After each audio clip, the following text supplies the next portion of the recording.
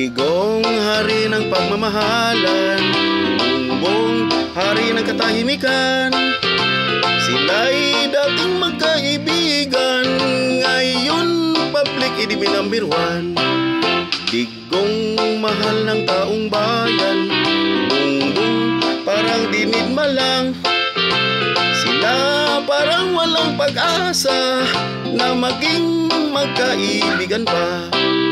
Si Digong magsalita ay matatapang, si Bongbong magsalita parang walang alam. Kaya silang dalawa, sino ang may nagawa? Alam na natin ang nakikita sa mga pangyayari sa ating bansa. Mula iba na ang nagdala. Digong sa tao'y pinaniwalaan, Bongbong sa mga tao'y wala lang. Kaya ang mga taong bayan yun ay nagigirian.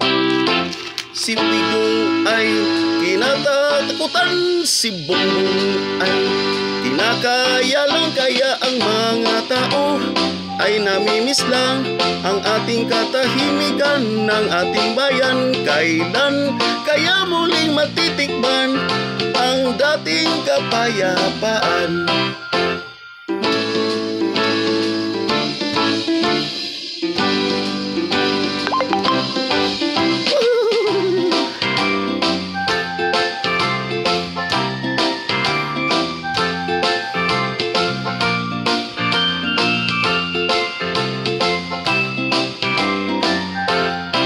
Duterte ang pag-asa ng bayan, Marcos bayan na hirapan. Mga tao ay nalilito, bakit nangyayari ito? Duterte ay palabiro, Marcos ay parang maginoo. Kaya sila dalawa ay magkaiba, hindi magkasangga sa mga plano nila. Pinas ngayon ay nagturo sa damay, pati ang nagkanta.